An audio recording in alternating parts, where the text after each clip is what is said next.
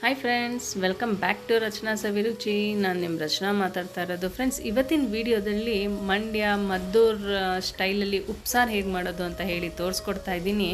ನಮ್ಮ ತುಮಕೂರು ಸೈಡ್ ಕೂಡ ನಾವು ಉಪ್ಸಾರು ಮಾಡ್ತೀವಿ, ಆದರೆ ನಾವು ಖಾರ ಬೇರೆ ನೀರು ಬೇರೆ ಮಾಡೋದಿಲ್ಲ. ಎರಡನ್ನೂ ಒಟ್ಟಿಗೆ ಸೇರಿಸಿ ನಾವು ಒಂದು ಕುದಿಸ್ಬಿಟ್ಟು ಉಪ್ಸಾರು ಮಾಡ್ತೀವಿ. ಅದನ್ನು ಕೂಡ ನಾನು ನಿಮಗೆ ನೆಕ್ಸ್ಟ್ ವಿಡಿಯೋದಲ್ಲಿ ತೋರಿಸ್ಕೊಡ್ತೀನಿ. ಆದರೆ ಇವತ್ತು ಮಂಡ್ಯ ಸ್ಟೈಲಲ್ಲಿ ಹೇಗೆ ಮಾಡೋದು ಅಂತ ಹೇಳಿ ತೋರಿಸ್ಕೊಡ್ತಾ ಇದ್ದೀನಿ. ಅವರು ಖಾರನೇ ಬೇರೆ ನೀರೇ ಬೇರೆ ಮಾಡ್ತಾರೆ. ಹಾಗೆ ಹಸಿ ಅವರೆಕಾಳಲ್ಲಿ, ಹಸಿ ತೊಗರಿಕಾಳಲ್ಲಿ, ಹಸಿ ಅಲಸಂಡೆ ಕಾಳಲ್ಲಂತೂ ಸೊಪ್ಪು ಹಾಕಿ ಮಾಡಿಬಿಟ್ರೆ ಆಹಾ ರುಚಿ ಮಾಡಿಸ್ದಂಗಿರುತ್ತೆ. ಸ್ವರ್ಗಕ್ಕೆ ಮೂರೇ ಗೇಣು ಅಂತ ಕೂಡ ಹೇಳ್ಬೋದು. ಅದರಲ್ಲೂ ಮುದ್ದೆಗಂತೂ ಒಂದು ಒಳ್ಳೆ ಕಾಂಬಿನೇಷನ್. ಹಾಗೆ ಈ ಒಂದು ರೆಸಿಪಿ ಒಂದು ಡಯಟಿಷಿಯನ್ ಫುಡ್ ಅಂತಲೇ ಹೇಳ್ಬೋದು. ಹಾಗಿದ್ರೆ ಹೇಗೆ ಮಾಡೋದು ಅಂತ ಹೇಳಿ ಇವತ್ತು ನೋಡ್ಕೊಂಬರೋಣ.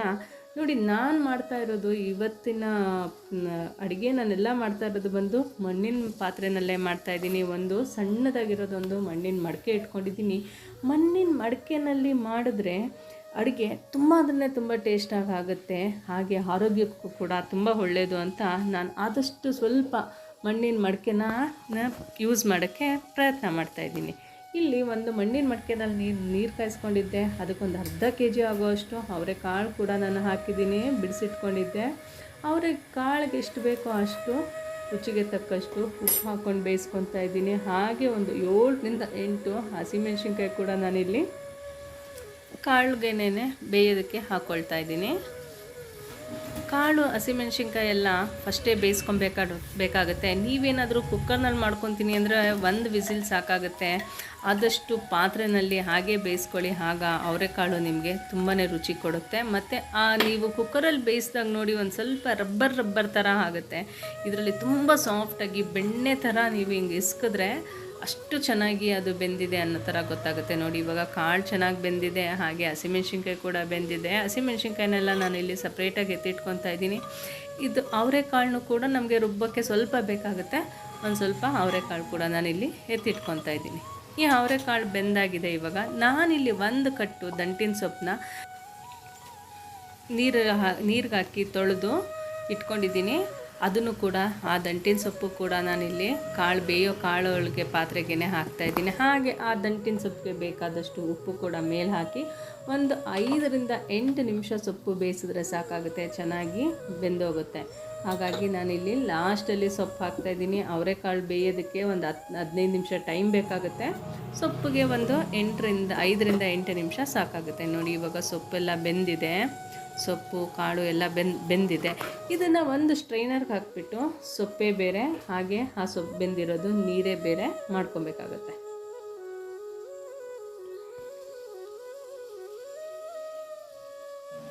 ನೋಡಿ, ಈ ಥರ ಒಂದು ಸ್ಟ್ರೈನರ್ಗೆ ಹಾಕ್ಬಿಟ್ಟು ಸೊಪ್ಪು ಬಸಿಯೋದು ಅಂತ ಹೇಳ್ತೀವಿ, ಅದಕ್ಕೆ ಹಾಕ್ಬಿಟ್ಟು ಸೊಪ್ಪೇ ಬೇರೆ, ಹಾಗೆ ಕಾಳು ಮತ್ತು ನೀರೇ ಬೇರೆ ಮಾಡ್ಕೊಬೇಕು. ಸೊಪ್ಪು ಕಾಳು ಒಂದು, ನೀರು ಬೇರೆ ಮಾಡ್ಕೊಬೇಕಾಗುತ್ತೆ. ಇವಾಗ ಇದಕ್ಕೆ ನಾವು ಖಾರ ರೆಡಿ ಮಾಡ್ಕೊಬೇಕಾಗುತ್ತೆ.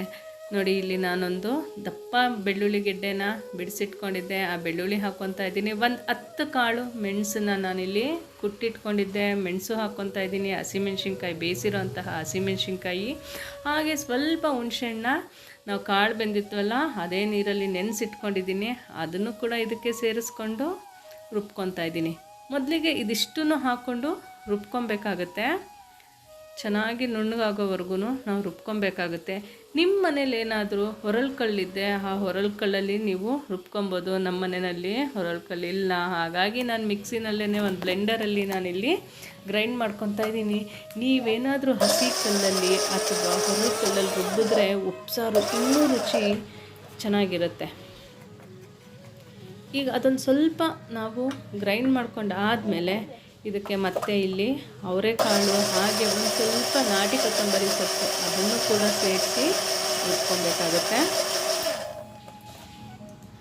ನೋಡಿ, ಫಸ್ಟು ನಾನು ಆವಾಗಲೇ ಹಾಕ್ಕೊಂಡಿದ್ದು ಮೆಣಸಿನ್ಕಾಯಿ, ಬೆಳ್ಳುಳ್ಳಿ, ಮೆಣಸು ಎಲ್ಲ ಈ ರೀತಿ ಫೈನ್ ಪೇಸ್ಟ್ ಆಗಬೇಕಾಗುತ್ತೆ. ಇದಾದಮೇಲೆ ಸ್ವಲ್ಪ ಅವರೆಕಾಳು ಹಾಕ್ಕೊತಾ ಇದ್ದೀನಿ, ಹಾಗೆ ಒಂದು ಸ್ವಲ್ಪ ಕೊತ್ತಂಬರಿ ಸೊಪ್ಪು ಕೂಡ ಹಾಕ್ಕೊಂಡು ಇದನ್ನು ಚೆನ್ನಾಗಿ ರುಬ್ಕೊಂಬಂದರೆ ಖಾರ ರೆಡಿ ಆಗುತ್ತೆ. ನೋಡಿದ್ರಲ್ಲ, ಇವಾಗ ಖಾರ ರೆಡಿಯಾಗಿದೆ. ಇದು ಸ್ವಲ್ಪ ಉಪ್ಪು ಕೂಡ ಹಾಕ್ಕೊಂಡು ಗ್ರೈಂಡ್ ಮಾಡ್ಕೊಳ್ಳಿ, ಆಗ ಟೇಸ್ಟು ತುಂಬ ಚೆನ್ನಾಗಿರುತ್ತೆ. ಫ್ರೆಂಡ್ಸ್, ಇವತ್ತು ನಾನು ಮಾಡ್ತಾ ಇರೋವಂಥದ್ದೆಲ್ಲ ಮಣ್ಣಿನ ಮಡಿಕೆನಲ್ಲಿ. ಹಾಗೆ ಬಾಣಲಿ ಕೂಡ ನೋಡಿ ಮಣ್ಣಿಂದೇ ಬಾಣಲಿ.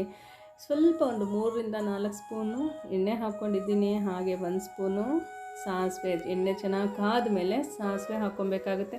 ಸಾಸಿವೆ ಚಟಪಟ ಅಂತ ಸಿಡಿದ್ಮೇಲೆ ಒಂದು ಅರ್ಧ ಸ್ಪೂನಷ್ಟು ಜೀರಿಗೆ, ಹಾಗೆ ಒಂದು 3-4 ನಾನಿಲ್ಲಿ ಗುಂಟೂರು ಮೆಣಸಿನ್ಕಾಯಿನ ಖಾರಕ್ಕೆ ಅಂತ ಹೇಳಿ ಮುರಿದಿಟ್ಕೊಂಡಿದ್ದೀನಿ. ಆ ಗುಂಟೂರು ಮೆಣಸಿನ್ಕಾಯಿನ ಹಾಕ್ಕೊತಾ ಇದ್ದೀನಿ. ಹಾಗೆ ಒಂದು ದಪ್ಪ ಈರುಳ್ಳಿನ ಸಣ್ಣದಾಗಿ ಹೆಚ್ಚಿಟ್ಕೊಂಡಿದ್ದೀನಿ, ಅದನ್ನು ಕೂಡ ಒಗ್ಗರಣೆಗೆ ಹಾಕ್ಕೊಡ್ತಾ ಇದ್ದೀನಿ. ಹಾಗೆ 1-2 ಕಡ್ಡಿ ಕರಿಬೇವು ಕೂಡ ಹಾಕ್ಕೊಂಡು ಚೆನ್ನಾಗಿ ಫ್ರೈ ಆಗೋವರೆಗೂ ಹುರ್ಕೊಬೇಕಾಗತ್ತೆ.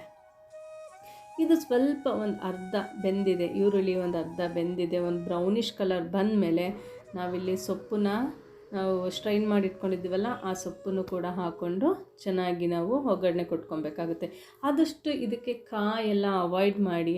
ಆವಾಗ ಇದೊಂದು ಹೆಲ್ತಿ ಡಯಟಿಷಿಯನ್ ಫುಡ್ ಆಗುತ್ತೆ. ಹೇಗೆ ಅಂತಂತಂದರೆ ನಾವಿಲ್ಲಿ ಯಾವುದೇ ಮಸಾಲೆ ಪದಾರ್ಥ ಉಪಯೋಗಿಸಿಲ್ಲ, ಮತ್ತು ಎಣ್ಣೆ ಜಾಸ್ತಿ ಹಾಕಿಲ್ಲ. 1-2 ಸ್ಪೂನ್ ಅಷ್ಟೇ ಒಗ್ಗರಣೆಗೆ ಎಣ್ಣೆ ಹಾಕಿದ್ದೀವಿ. ಮೆಣಸು, ಬೆಳ್ಳುಳ್ಳಿ ಮತ್ತು ನಾವು ಇಲ್ಲಿ ಹಸಿಮೆಣಸಿನ್ಕಾಯಿ ಇದೆಲ್ಲ ಯೂಸ್ ಮಾಡ್ತಿರೋದ್ರಿಂದ ಲೈಟ್ ಫುಡ್ಡು. ಹಾಗೆ ನಮಗೆ ಜೀರ್ಣ ಕೂಡ ತುಂಬ ಚೆನ್ನಾಗೇ ಆಗುತ್ತೆ. ನೋಡಿದ್ರಲ್ಲ, ನೀರು ಕೂಡ ನಾನಿಲ್ಲಿ ಸಪ್ರೇಟಾಗಿ ಒಂದು ಸಣ್ಣದೊಂದು ಚಿಕ್ಕದ ಮಡಿಕೆನಲ್ಲಿ ಎತ್ತಿಟ್ಕೊಂಡಿದ್ದೀನಿ. ಹಾಗೆ ಖಾರ ಮತ್ತು ಸೊಪ್ಪು ಕೂಡ ಎತ್ತಿಟ್ಕೊತಾ ಇದ್ದೀನಿ. ಫ್ರೆಂಡ್ಸ್, ನೋಡಿದ್ರಲ್ಲ, ಇವತ್ತಿನ ವಿಡಿಯೋದಲ್ಲಿ ನಾನು ನಿಮಗೆ ಉಪ್ಸಾರು ಹೇಗೆ ಮಾಡೋದು ಅಂತ ಹೇಳಿ ತೋರಿಸ್ಕೊಡ್ತಾ ಇದ್ದೀನಿ. ನಿಮಗೇನಾದರೂ ಈ ರೆಸಿಪಿ ಇಷ್ಟ ಆದರೆ ಫ್ಯಾಮಿಲಿ, ಫ್ರೆಂಡ್ಸ್, ರಿಲೇಟಿವ್ಸ್ಗೆಲ್ಲ ಶೇರ್ ಮಾಡಿ, ಅವರಿಗೂ ಕೂಡ ಹೆಲ್ಪ್ ಆಗುತ್ತೆ. ಹಾಗೆ ಕಮೆಂಟ್ ಬಾಕ್ಸಲ್ಲಿ ಕಮೆಂಟ್ ಮಾಡೋದನ್ನ ಮರಿಬೇಡಿ. ಈ ಉಪ್ಸಾರಿಗೆ ರಾಗಿ ಮುದ್ದೆ ಇದ್ರಂತೂ ಆ ಒಂದು ರುಚಿ ಅದ್ಭುತ ಅಂತಲೇ ಹೇಳ್ಬೋದು. ಫ್ರೆಂಡ್ಸ್, ನೀವಿನ್ನೂ ನನ್ನ ಚಾನಲ್ಗೆ ಸಬ್ಸ್ಕ್ರೈಬ್ ಆಗಿಲ್ಲ ಅಂದರೆ ರಚನಾ ಸವಿರುಚಿಗೆ ಸಬ್ಸ್ಕ್ರೈಬ್ ಆಗಿ, ಹಾಗೆ ಪಕ್ಕದಲ್ಲಿರೋ ಬೆಲ್ ಐಕನ್ನ ಕ್ಲಿಕ್ ಮಾಡಿ. ಆಗ ನಾನು ಮಾಡ್ತಕ್ಕಂತಹ ವೀಡಿಯೋಸ್ ಎಲ್ಲ ನಿಮಗೆ ನೋಟಿಫಿಕೇಷನ್ ಬರುತ್ತೆ. ಈ ವಿಡಿಯೋ ನೋಡಿದ್ದಕ್ಕಾಗಿ ಧನ್ಯವಾದಗಳು. Thanks for watching. Bye bye.